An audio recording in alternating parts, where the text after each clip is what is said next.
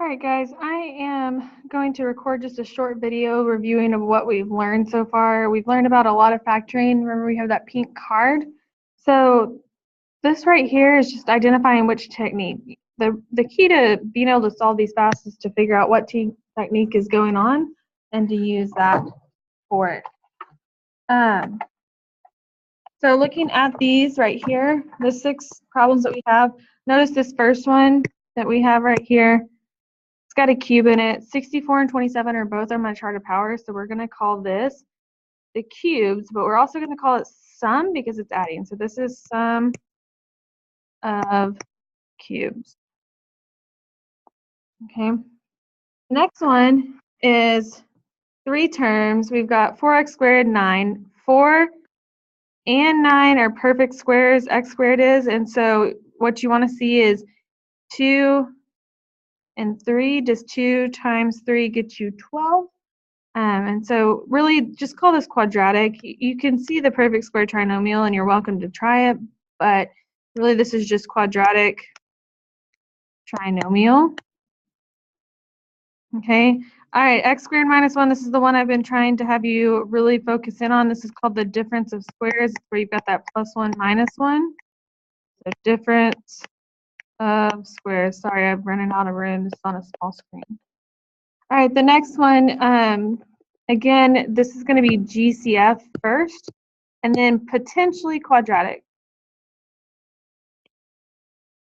Okay, 4 terms, no GCF, so this is going to be factor by grouping.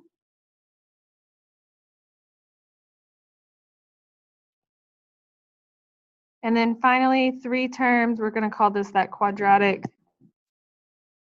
trinomial. Okay, so those are just, again, looking at the pink chart, what do you see? Moving on to the next one, number 2. Number 2, we want to factor this completely. So first step is to look there, if there's a GCF, we see an x. We also see a 3. So we're going to factor out a 3x. What I have left, we'll divide this by 3x, divide this by 3x. 12 divided by 3 is 4. I have 4 x's. Take 1 away. I've got 3. Then 15 divided by 3 is minus 5. Take 1 away. So then you're looking, okay, well, this is a 3, so could I do anything? I don't know, but let's check our numbers. Is the 4 and the 5 on your chart underneath the 3, or can you take the perfect cube and get a whole number? No. So therefore, this is your answer. All right, number 3. We see 4 terms. I don't see a GCF, so I'm going to start by grouping the first one, grouping the second one. So I've got in the first 2 terms, x to the 4th is my GCF, and then I have an x plus 5 left. The next one, not quite sure, guys, you know this needs to be a positive, so we're going to say this is negative 81. Okay, and then we have left x plus, our goal is to get that 405 equal 405 to equal 5. So if I do 405 divided by negative 81, or just 81, you should get plus 5. Close your parenthesis. So this becomes x to the 4th minus 81, and then x plus 5. Well, here, 4 is a perfect square, and 81 is a perfect square. So this is actually going to split into x squared minus 9, x squared plus 9, and x plus 5. But here's the bad part. You're still not done. This x squared minus 9 can factor one more time. So my final answer, which we're going to come up here and write, is going to become x plus 3, x minus 3, because of that x squared minus 9. Then we have x squared plus 9. Remember, when it's adding, you can't change it. And x plus 5. So all of those are my answers. All right, number 4. Number 4, is there a GCF? Well, they all have 3 in common. They all have 4 in common. So we're going to factor out a 4. And then we get 3x squared minus 7x minus 6. This is where you're going to do a times c. So 3 times negative 6 is negative 18. I've got 1 and 18. 2 and 9, 3 and 6. 2 and 9 work. I'm going to have a -9, +2.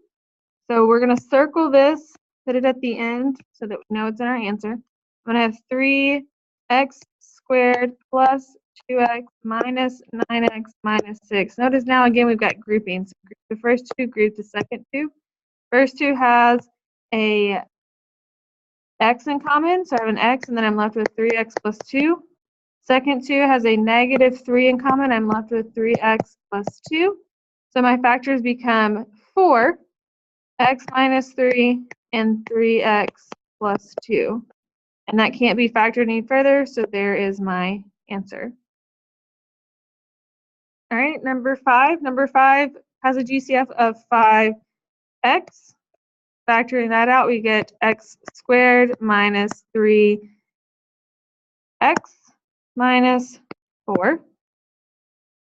Then factoring by grouping or just knowing you're going to get x, we're going to come over here and see -4. When we do this, we've got 1 and 4, 2 and 2. -4, +1, so x minus 4, x plus 1. And the reason that you can go straight into this is because this is a single x. There's no number in front of it. It goes straight from these terms over here. Again, you could split them into the grouping like we did in the last one. Last one, number 6. 8 is a perfect cube, 125 is a perfect cube, so this is where we identify that A equals 2x and B equals 5, and then we open a small parenthesis and one that's quite a little bit bigger.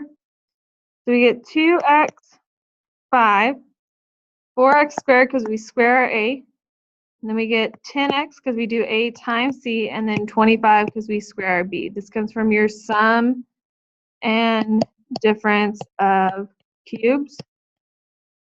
Okay. And then finally, the thing we're going to use is that acronym SOAP, which means same, so same sign as above, and then opposite, so opposite of above, and then always positive.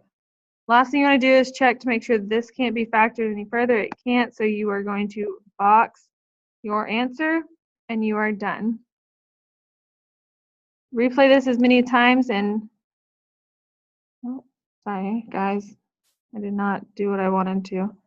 Replay this as many times and rewatch it as many times as you need to.